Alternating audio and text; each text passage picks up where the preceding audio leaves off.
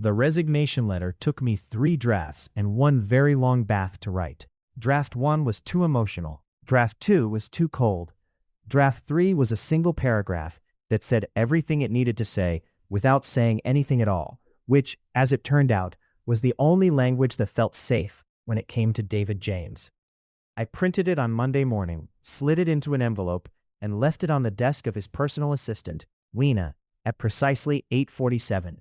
I remember the time because I checked my watch twice. I had a whole plan. Leave the letter, go to my desk, work through lunch, avoid the 42nd floor for the rest of the week. Let HR process everything, be gone by the end of the month. It was a good plan. It lasted until 9:15, when my office phone rang and Lena's extension lit up on the display. Mr. May. Her voice had that particular professional neutrality that she deployed like a shield. Mr. James would like to see you. I closed my eyes. Now? Now. The elevator ride to the 42nd floor had never felt so long. I stood in the mirrored cab and watched myself breathe. Alvin May, 29, Senior Acquisitions Analyst at James Capital Group. 2 years and 4 months of service. 1 resignation letter. Approximately 312 days of being in love with a man who had never once given me a single concrete reason to believe he noticed me as anything other than an employee with an unusual eye for undervalued assets. That last part was the problem, really. Not the job, not the hours, not even the salary, which was objectively excellent. The problem was David James himself and what it had started to do to me, being near him every day. His office occupied the entire north end of the 42nd floor. Floor-to-ceiling glass on 2 sides, the city spread out below like a map of everything he already owned. He was standing when I came in, which he rarely did when meeting with staff. His back was to me, hands in his pockets, looking out at the skyline. He was 35, tall, the kind of quietly handsome that operated like slow poison, not immediately overwhelming, but cumulative. Dark hair that was always slightly imperfect, like he'd run a hand through it on the way to the office and decided the result was good enough. A jaw that I had spent an embarrassing amount of my working life trying not to look at directly. He turned when he heard the door. Alvin, not a question, not a greeting exactly, just my name, in that low, even voice, like he was confirming I was real. Mr. James. I stopped in the middle of the room, which was further from his desk than was probably natural, but I needed the distance. You wanted to see me.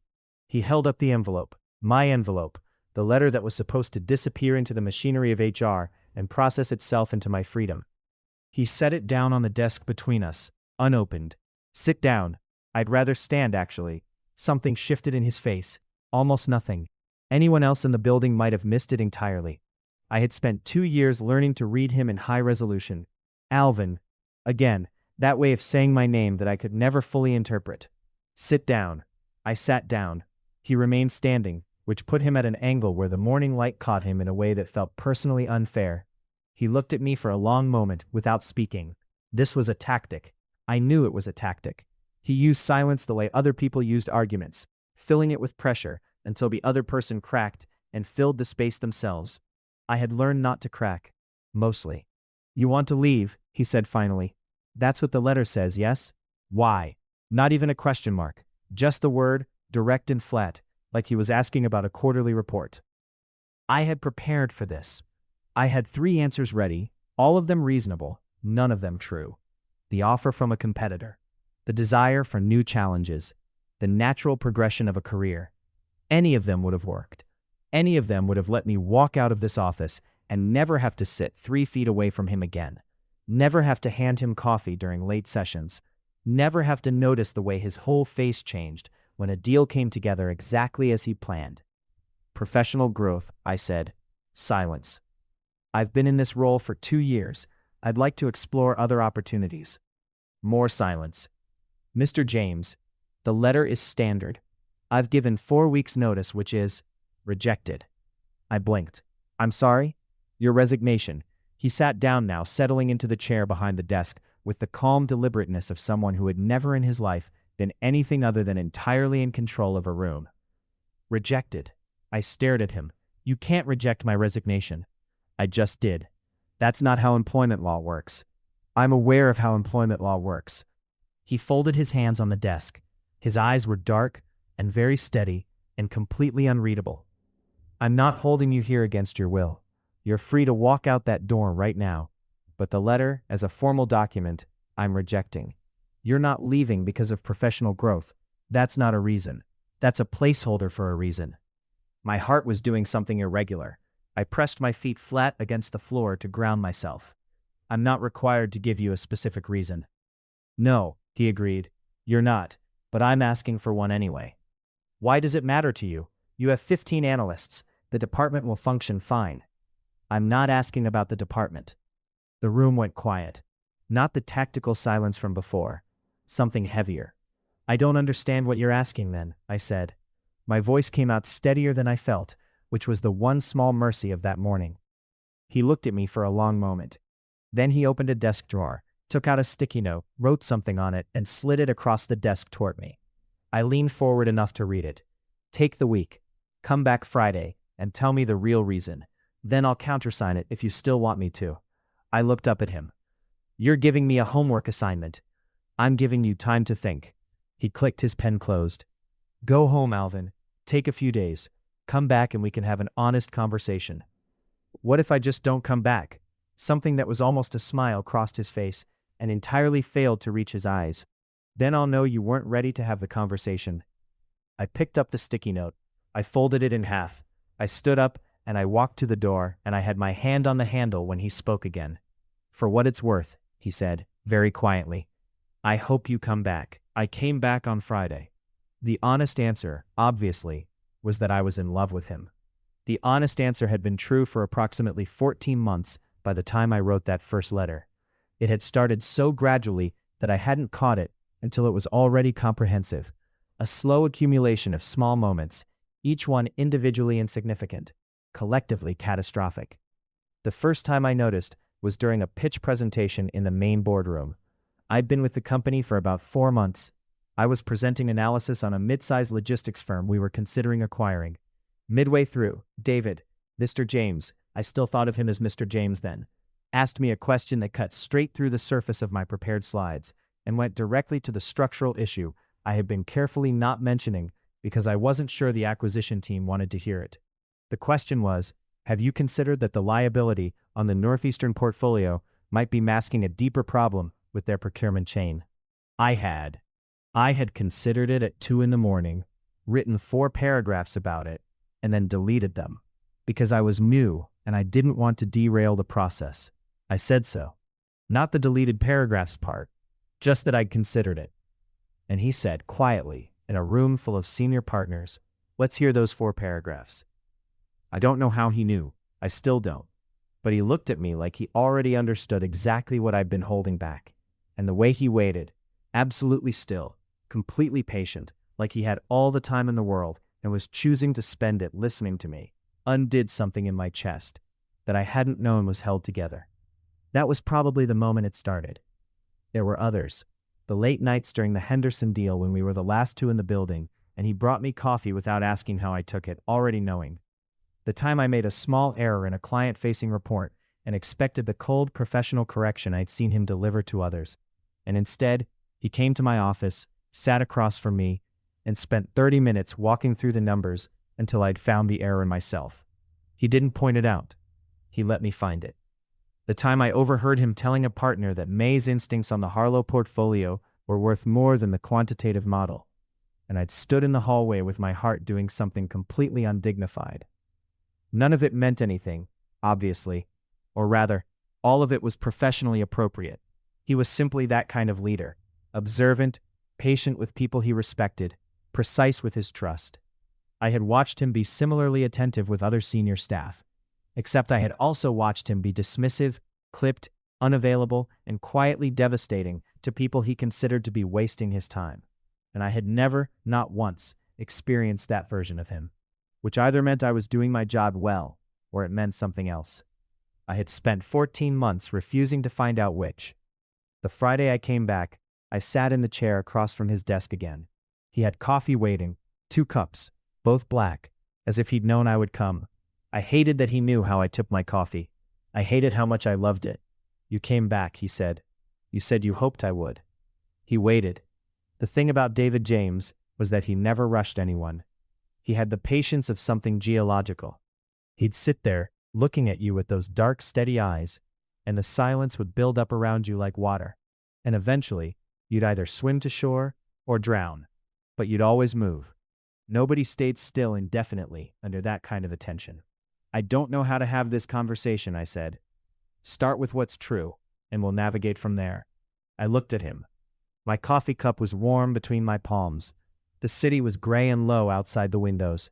Somewhere below us, the building was full of people doing things that mattered, and I was sitting here about to say something that couldn't be unsaid.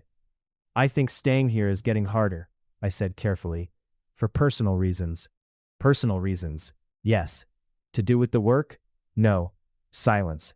He was watching me with the particular attention he usually reserved for contracts he wasn't sure he trusted yet. Personal reasons to do with someone here? He said, after a long moment. My jaw was very tight. I'd rather not specify, Alvin. I'd really rather not specify, Mr. James. David, he said. I looked up sharply. In 2 years he had never asked me to use his first name, not once. It was not unusual between senior staff, but I had never. I've always thought it was strange, he said, that you call me Mr. James when we're alone, when we've spent more late nights in this building together than I've spent with most people I consider friends. It's a habit, he said. Habits can change. He looked at me for another moment. You don't have to tell me who it is, but I want to ask you something else. Okay. Are you unhappy here? In the work, in the team, in the culture, setting aside this personal thing, setting it completely aside? Are you unhappy? The honest answer was no.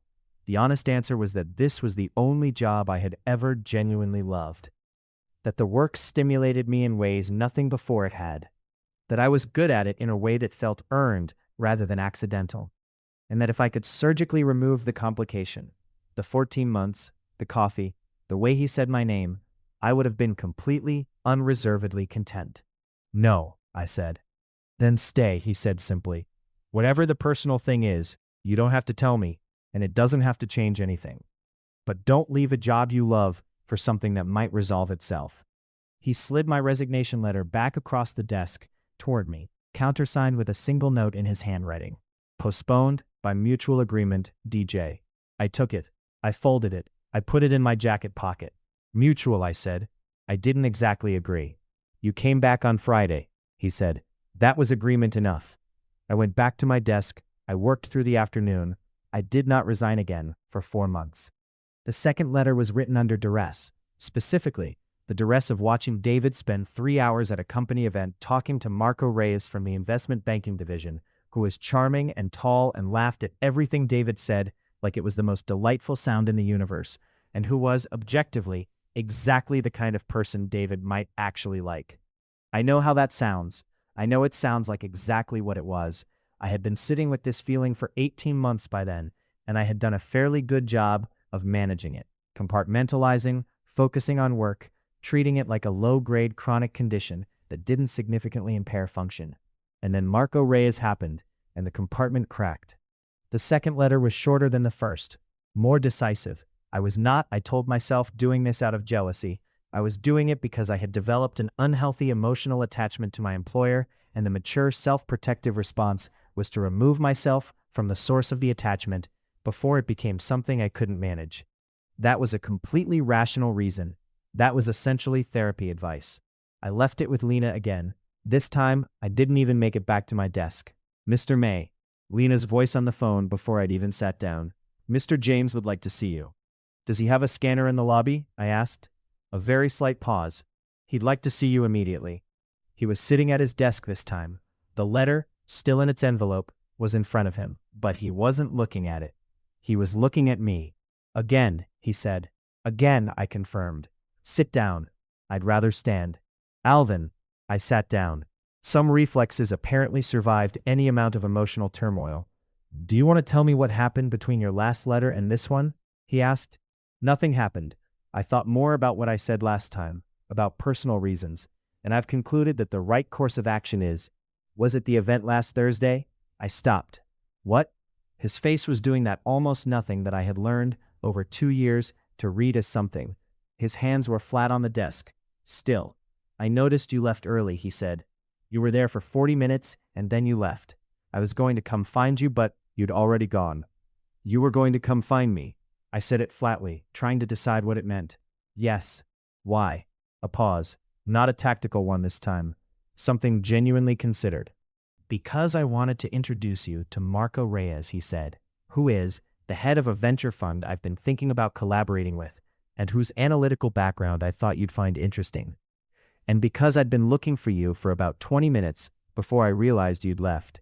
The floor did something strange, or I did something strange. The room maintained its structural integrity, but I felt like something had shifted in me, some long-held tension releasing all at once. You were looking for me, I said. I was looking for you. I put my hands on my knees to keep them from doing anything I'd have to explain. I didn't know that. I know you didn't. He was watching me with that careful precision, the way he watched things he was trying to understand. Alvin, I want to ask you something directly, and I want you to answer me directly. Can you do that? I can try. Are the personal reasons you mentioned, are they to do with me? The city was very bright outside the windows. Somewhere in the building's ventilation system, something hummed. My heart was somewhere up near my throat.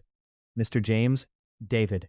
I closed my eyes for 1 second, opened them. He hadn't moved. He was just watching me, patient and still, like a man who had decided he was going to wait for the answer regardless of how long it took. Yes, I said. They're to do with you. Silence, then. Okay. Just that. Okay. Not horrified, not professional and careful and sorry that this is inappropriate. Just, okay. Like I had handed him a piece of information he was integrating into a larger picture. Okay, I repeated, a little helplessly. Thank you for telling me. He looked down at the letter, then back up at me. I'm going to ask you not to resign. Not yet. I think we should talk properly. Not here. Not at 9 in the morning with both of us on our guard. He paused. Would you have dinner with me? Off the clock. Nothing formal. I stared at him. You're asking me to dinner? Yes. After I just told you that my reason for leaving is that I have feelings for you. Because of that? Yes. I didn't know what to do with that. I didn't have a filing system for it. I had spent 18 months convinced that the safest possible interpretation of every interaction with this man was the most professional one. And now he was sitting across from me asking me to dinner in a voice that was entirely level, but doing something around his eyes that I had never seen him do before. I need to think about that, I said. Of course. He slid the resignation letter into his desk drawer. Think about it. I'll leave the dinner open whenever you want to have it. I'll be available. I left. I thought about it for 11 days. I texted him on a Thursday. He had given me his personal number 18 months ago for after-hours work communication, which I had been aggressively using only for after-hours work communication, and wrote, Dinner on Saturday? He wrote back in under a minute. 7 o'clock. I'll send you the address. The address he sent was not a restaurant. It was an apartment building in the north quarter of the city. His apartment building, as it turned out. I want to be careful about this part, because it is the part that changed everything, and I want to do it justice. His apartment was quiet and full of books in a way that surprised me, though it probably shouldn't have. He made pasta from scratch, actually from scratch, with flour on the counter and a pasta machine bolted to the edge of the island. And when I asked, with genuine incredulity, if he always did this, he said, only when I want to impress someone. Over dinner, we talked about everything except work for the first time in 2 years.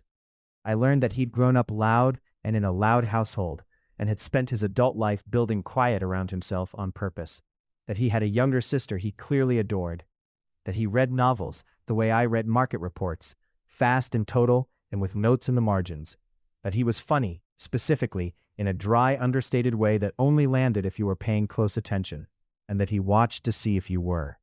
After dinner, we sat on his balcony with whiskey I didn't finish, and he said, looking out at the lights below, I've been trying to find the right moment to say something to you for about a year. A year, I repeated. 14 months if you want to be precise. Since the Henderson deal, when you worked for 72 hours without complaint, and then came to debrief me, and the first thing you said was, I think I found something bigger than the deal. And you were right. You were entirely right, and you'd spent 3 days alone with the numbers, and you'd found the thing no one else found. He swirled his glass. I didn't know what to do with it. I'm your employer. You were 27. It felt inappropriate, I supplied. Complicated, he said. I was trying to be careful with you. The city below us was full of lights, distant and indifferent. I had the sudden vertiginous feeling of someone looking down from a great height and realizing the ground is much closer than they thought. 14 months, I said. 14 months, he confirmed. I looked at him. He looked at me. We were both quiet for a long moment, with all the lights below and the evening air between us. You should have said something, I said. I know, he set his glass down. I'm saying it now. We stayed on that balcony until well past midnight.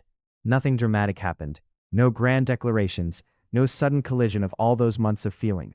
We just talked and were honest and sat together with everything out in the open for the first time. And when I left, he walked me to the elevator and stood there until the doors closed with his hands in his pockets and an expression on his face that I had been translating wrong for 2 years. I had thought it was professional respect. It was something else entirely. The third resignation letter was 6 months later. I know what that looks like, but the third one is important, so stay with me. By that point, we had been, I don't have a clean word for what we had been. Not together exactly, but not separate either. We had dinner, sometimes his apartment, sometimes elsewhere. We talked in the mornings before the building filled with people. He read passages from novels out loud when he found something he liked, and I had stopped pretending I didn't love it. He knew things about me that I had been careful not to advertise, the way I would quiet when I was stressed, a specific type of problem that lit me up, the fact that I needed about 15 minutes of solitude after every large meeting to decompress. And at work, we were still, precisely and professionally, employer and employee. The line held because we both held it, because neither of us wanted the other one to have to navigate something uncomfortable, and because David was careful in a way that I had come to understand was actually his version of tenderness. Keeping things clean so I had room to breathe. I was grateful for it. I was also slowly, steadily going out of my mind. The third letter came after a board meeting where I had made a presentation that was, by any measure, the best work of my career. The room had listened, and then the room had turned, not unkindly, but conclusively to David, waiting for his verdict. His verdict was 3 sentences, precise and positive, and then the room had moved on. After, in the hallway, I had stood there feeling the particular deflation of being erased by someone's approval, and it hit me, suddenly, not gradually, that this was the structure of us, permanently. Me, excellent and visible to him. Both of us, invisible in the ways that actually mattered. The third letter was not a running away letter. It was a clarity letter. It said essentially, I can't keep doing this in between. I need to know what we are, or I need to not be here. I left it with Lena on a Wednesday. He called my office directly this time. My office, he said. I went up. He was standing at the window, which was what he did when he was thinking hard. And he turned when I came in, and he looked different. The careful composure he carried like a second skin had a fracture in it. He had the letter in his hand, and he was holding it like it had surprised him, which was one of the only times I had seen David James look surprised. You're giving me an ultimatum, he said. I'm being honest. You are. He turned the letter over in his hand. I've been trying to do the right thing. I was afraid that moving too fast would. David, it was the first time I'd used his first name with that kind of directness. He stopped. What do you want? A long pause, a very long pause, the kind of pause that would have been tactical silence if his face wasn't doing something so entirely unguarded. You, he said. Clearly, I've wanted you specifically for 1.5 years. I was trying to, then stop trying, I said. Stop being careful and just say it, without the space around it, without the professional distance. Just say what you mean. He put the letter down on the windowsill. He crossed the room. He stopped about 2 feet in front of me, closer than the established grammar of our professional relationship permitted, and he looked at me directly and said, I'm in love with you. I have been for a long time. I've been terrified of doing something wrong by you, and I think I've overcorrected so far into caution that it reads as indifference, and I'm sorry for that. My heart was doing about 5 things at once. Okay, I said. Okay, he said. We stood there for a moment. This is the 3rd time I've said okay to you in place of a more complete response, he noted, very slightly dry. At least we're consistent, I said. He laughed. I had heard him laugh before. Not often, he was not a man who performed laughter, but when something actually struck him, it came out real and brief and surprised, and it did something irreversible to me every time. This time was no different. He tore the 3rd letter in half, then in half again, then he dropped the pieces in his desk bin and looked at me. Don't resign, he said. You know eventually I'm going to have to actually leave for legitimate career reasons, I told him. I know. He returned to his desk, settling back into himself, except that the fracture was still there, the composure still softer than usual. I'll sign it when the reason is real, I promise. And in the meantime, he picked up his pen, cap still on, a small smile on his face that was private and not for the room. In the meantime, have dinner with me tonight. We have dinner most Thursdays, I said. Have dinner with me tonight knowing what I just said, he said. That's different. It was different. I want to tell you about the 8 months between the third and fourth letters honestly, because they were the best 8 months I had experienced in my adult life, and I am not going to sanitize them. David James, in private, was one of the most deliberate and attentive people I had ever known. By attentive, I don't mean anxious. I mean that when he was with me, he was entirely present, not thinking about the next deal, not half distracted by the phone on the table, not running a parallel mental track.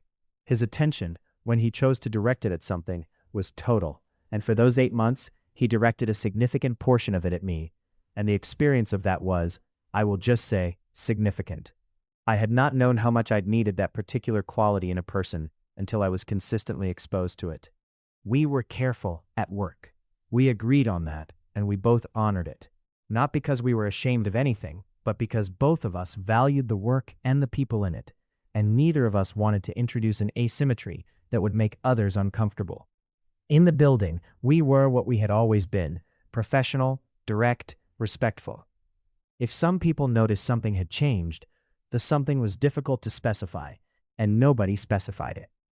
Outside the building was different. He took me to a market on a Sunday morning 3 weeks in and stood next to me in front of a stall of second-hand books, with his shoulder against mine, reading back covers out loud in the voices of the people who'd written the cover copy.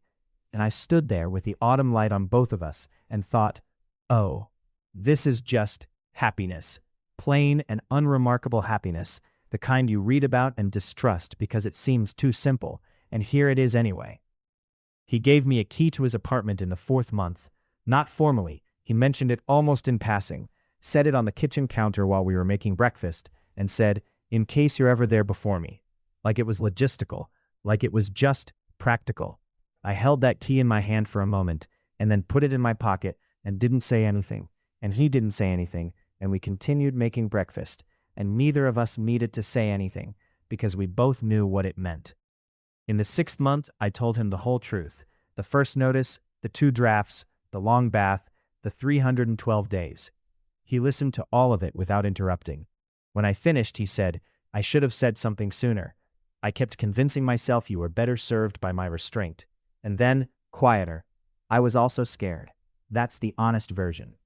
He was not a man who admitted fear easily. I understood the weight of it. What were you scared of? I asked. That I'd read it wrong, that you were simply good at your job and I was projecting. That if I said something and I was wrong, I would have made things impossible for you and you would have left. And he stopped. And I wasn't ready for that to happen. He was looking at me with an expression that I recognized by then, the soft fracture in the composure that appeared when he had stopped managing what his face was doing. I was trying to protect the situation, because the situation was the only way I could keep you close. That's very romantic, I said, and also a little bit chaotic as a strategy. It was a terrible strategy, he agreed. I'm aware. 14 months, I said. 14 months. We were very stupid, I said. Extremely, he agreed, and pulled me in by the front of my jacket and kissed me, and I thought, yes, well, better late than never. Better here than not at all. The 8th month is where the 4th letter comes from. The 4th letter was not my idea. I want to be completely clear about that.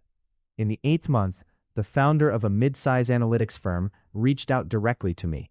He'd seen my work on the Harlow portfolio, which had been partially public-facing, and he wanted me for a role that was, genuinely and objectively, the next logical step in my career. Head of strategy, team leadership, equity stake, creative mandate, everything that any analyst would look at and recognize as the right move. I told David about it over dinner the same evening I got the call. He listened. He asked me 3 questions about the role.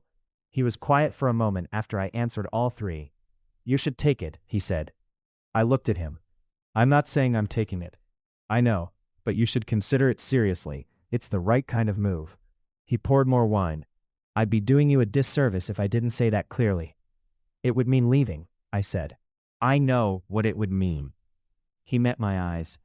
Alvin, what we are, that exists separately from where you work. I don't want you to stay at James Capital because you're worried about the other thing. I'm not worried about the other thing. I know, but I want you to make the career decision on its own terms. If you take the role, we figure out the rest. He was very steady when he said it, the way he was when he'd already thought something through and had arrived at a place of genuine conviction. If you stay, I want it to be because the work here is what you want, not because of me. I spent 2 weeks thinking about it. I talked to the founder 3 more times. I ran the numbers on both paths, which I know is a strange way to approach a life decision, but numbers settle something in me that other processes can't. On a Monday evening, I wrote the 4th resignation letter. I was careful with it. I tried to make it true, not a placeholder, not a deflection, but an actual accounting of what the role at James Capital had meant, what I was taking with me, what I hoped for the transition. I left it with Lena. I'm going to tell you what happened next slowly, because it matters. I was at my desk the following morning when the call came.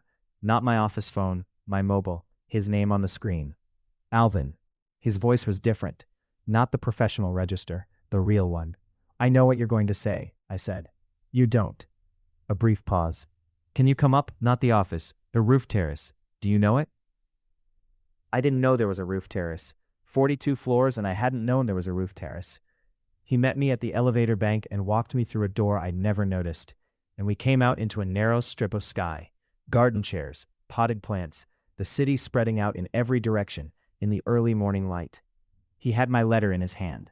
He didn't say anything for a moment. We stood in the morning air with the city below us, and he looked at the letter, and then at me, and then at the city again. I've been sitting with this since yesterday, he said finally. And I've been trying very hard to be objective. David, let me finish. He folded the letter, a careful crease, like he was being precise with it. The role is right for you, the timing is right, the terms are right. I can't manufacture a reason to reject this one on your behalf, and I wouldn't do that to you. He looked at me. But I want to ask you something before I sign it. Okay, if I was not a factor, if what we are didn't exist, and this was purely a career calculation, would you take it? Yes, I said, because it was true. And with it as a factor? I looked at him. He was backlit by the morning, who looked like a man who was trying very hard not to ask for what he actually wanted, which I recognized because I had done it for 14 months myself. Still yes, I said. But I want to know if you want me to stay. Silence. That's not a fair thing to put on you, he said. I know it's not fair. I'm asking anyway. He put the letter in his pocket. He looked at the city for a moment, then back at me, and the composure was entirely gone now. Not fractured. Gone. Just him, plainly, and without the architecture he usually kept around himself. Yes, he said. I want you to stay. Not for the work. I mean for the work too. You're exceptional at the work. But, he stopped, started again. I want you to stay because the last 8 months have been He paused. I'm not good at this kind of thing. You're doing fine, I said softly. I want you to stay because I can count on one hand the number of times in my life I have felt completely known by a person, and it's you. He said it simply, with no performance around it. That's the real answer. That's what I'd be negotiating against if I countersigned this. The morning was very quiet. 42 floors up, a city noise was abstract, distant. David, I said, I have a counter-proposal. He looked at me. 6 months, I said. I go to the new role, I take the step, and we navigate the rest of it the way we've been navigating everything else, honestly and with the lights on. The other thing doesn't go away because I change buildings. I looked at him steadily. But I need you to sign the letter, not because I don't want this, but because I need to know that the way I feel about you doesn't determine my ceiling. A long pause, the longest pause I had ever watched him hold. Then, 6 months. 6 months, I said. He took the letter back out of his pocket. He unfolded it. He took a pen from inside his jacket and signed the counter-signature line. Then he looked at it for a second before he handed it back to me. You know, he said, you've made me sign 4 resignation letters and none of them have been about the job. In fairness, I said, the first 3 weren't about the job either. Something happened on his face, private and not performed. Come here, he said. He had never said that to me before. He wasn't a person who said things like that. But he said it on that roof, with the morning around us, and I closed the 2 steps between us, and he put his arms around me, with the city sprawled out in every direction, and the resignation letter still in my hand. We stayed like that for a while, long enough for the light to shift. For the record, he said, his voice low and close, I'm going to be terrible at 6 months. I know, I said. I'll probably text you every day. I know. I might possibly show up with lunch. David. Once, twice at most.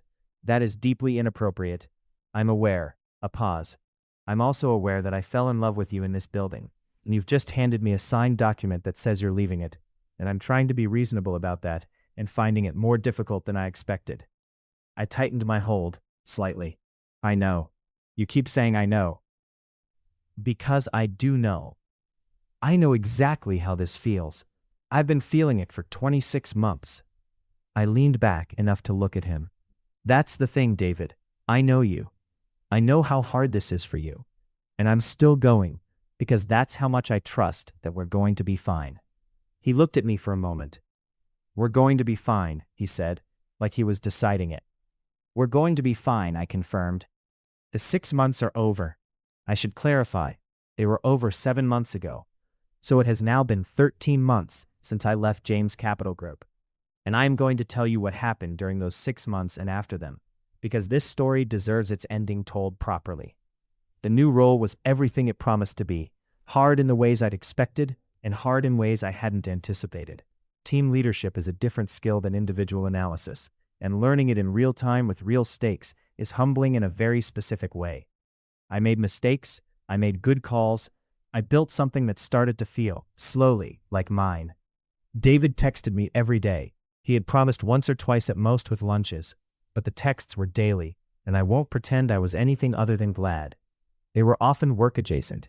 He would send me something from the financial press and add a single line of commentary, or ask my read on a sector movement. Sometimes they were not work adjacent at all. I found your bookmark in my copy of The Brothers Karamazov. You left it at page 412 about 8 months ago.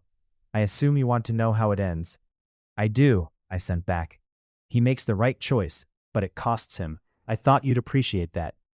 Very on brand for the novel, I sent. Then, very on brand for you. He sent back a single period, which from David James meant he was smiling. We had dinner on Sundays when work permitted. Not every Sunday. Some weeks the demands of both our roles made it impossible, and we had agreed early on that the relationship would not become a source of pressure for either of us. Some weeks we went 10 or 12 days without seeing each other, and it was fine, because we both knew what was there on the other side of those 10 or 12 days, and that knowledge was stable in a way I hadn't known a feeling could be. At 3 months he came to an event at my new firm, an industry thing, press and clients and contacts, a room full of people performing their professional selves. I saw him across the room, and something in me settled. Not with relief exactly, more like recognition. There was the person I was looking for.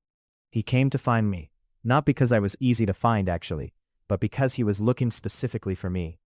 He stood next to me for 20 minutes and talked to 3 people I introduced him to, and then, when there was a gap, he said quietly, "You're good at this." At what? You've always been better at rooms than you think. You're not supposed to be managing my professional confidence. That's not the arrangement. I know. I'm mentioning it as a private person who noticed, not as anything else. He was right. The distinction was real. And I was something. Not embarrassed. Warmed. Deeply, simply warmed. At 5 months, I took him to see the apartment I'd been renting since I started the new role. I had moved, new commute, new neighborhood, new lease. I had not invited him before because I wanted the space to be actually mine first, properly and personally mine before I let him into it. He walked around the apartment slowly, taking it in, looked at the books on the shelves, looked at the coffee maker, looked at the window and the view, which was not as impressive as his. "It suits you," he said. "It does," I agreed. He turned to look at me and said nothing. And I looked back at him and said nothing. And then I crossed the room and he met me halfway, and that was the moment the 6 months were effectively over, emotionally, even if the calendar still had 30 days to run. The actual end of 6 months was a Sunday evening. He came for dinner. I cooked, not from scratch, but real food with effort behind it. Afterward, we sat on the smaller, less impressive version of a balcony, with the city at a lower altitude than either of us was used to. And he said, 6 months. 6 months, I said. You said we'd be fine. We are fine. We are. He was holding his glass with both hands, looking at the lights below. I want to ask you something. Okay? The job.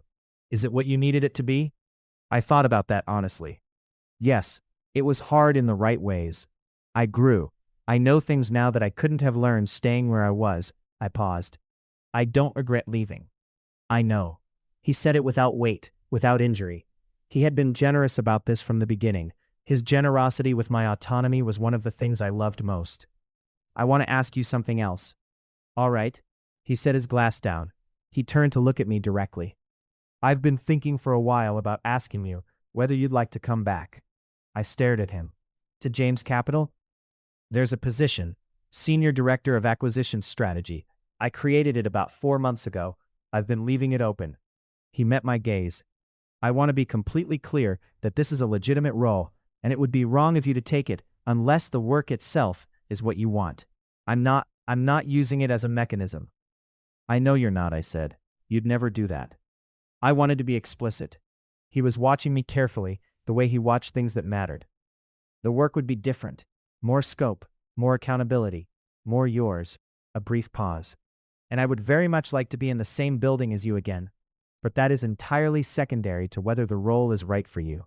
I looked at him, I looked at the city, I looked at the glass in my hand. Can I have the full brief? I asked. He reached inside his jacket and took out a folded set of papers. You brought the brief, I said. I've been carrying it for 2 weeks, he said, waiting for the right moment. I stopped. Actually, that's completely in character. I know, he said. I took the brief, I read it there and then, on the balcony while he sat next to me and didn't rush me, and refilled my glass when it was empty. By the time I reached the last page, the city had gone darker and the lights had come up fuller, and I set the papers on my knee and sat with it for a moment. I'd want to negotiate the scope of the team, I said. I expected that. And the reporting structure needs to be clarified. Already flagged it as negotiable. I looked at him. He was watching me with the private small expression that was his version of the most open he allowed himself to be. And I thought, as I had thought many times over the last 13 months, but never more clearly than right then, that this man had been worth every one of those resignation letters. Every single one. I'll come back, I said. He exhaled. Not dramatically, quietly, the way someone releases something they've been holding without announcing they were holding it. Good, he said. I'm going to need a very good onboarding experience, I said. I've been gone over a year. The internal systems have probably changed. I'll personally oversee the onboarding, he said. That seems like an inappropriate use of the senior director's time. He picked up his own glass. I'm told I have a habit of being inappropriately involved with high-performing analysts. I've heard that about you, I agreed. We stayed on the balcony until late, talking about the role and other things and nothing in particular.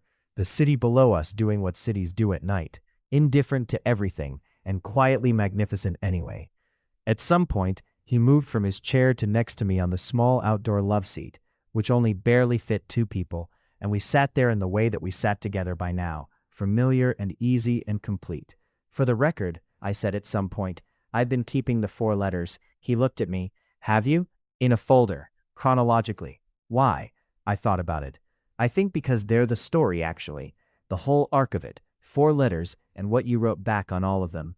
I paused. The first 3 you rejected. The 4th you signed. The 4th had a real reason, he said. They all had real reasons, I said. Just not the ones I wrote down. He was quiet for a moment. I should have made it easier for you, he said. You were trying to be careful. I overcorrected. You did. I glanced at him. I also could have been braver sooner. We were both managing our fear very responsibly. A corner of his mouth lifted. Very responsibly. And it got us here, I said. He looked at the city. It got us here, he agreed. Here. Here is a Sunday evening, late, on a small balcony with a man I love. That word has been inside me for so long, it no longer needs to be treated carefully. It's just part of the landscape. Here is a job offer in my lap that is the right job at the right time. Here is a version of my life that I would not have been able to describe 2.5 years ago, but that I recognize, utterly and without reservation, as mine. The resignation letters are in a folder in my desk drawer. 4 of them. The first one he rejected outright, because I wasn't ready to say what I actually meant. The second one he set aside, because he was beginning to understand what I couldn't yet say. The third one he tore up, because we had finally said it. The 4th one he signed, because he loved me enough to let me go, and trusted, correctly, that letting go was not the same as losing. I have a 5th letter in my desk as well. I wrote it about 3 weeks after taking the new role. I've never given it to anyone. It's not a resignation letter. It's addressed to him, and it says, in one paragraph without any placeholders, exactly what I should have put in the first one. I'm leaving because I'm in love with you, and being near you every day, knowing you don't know that, is making me smaller. And I refuse to let anything make me smaller. Not even you. Especially not you. AM. I'll give it to him someday. Maybe soon. Or maybe I'll just tell him. Which is, when you cut through all the letters and all the careful language, and all the 14 months and 6 months and everything in between, what we should have been doing from the beginning. Just telling each other the true thing. It turns out that's enough. It turns out it's more than enough. It turns out it's everything. If you made it to the end, you're my kind of person. Leave a subscribe. Comment down your favorite part of the story. And if you want early access to videos, exclusive content, or just want to support the channel, hit that join button right below the video. Even one member genuinely means the world to me. See you in the next one.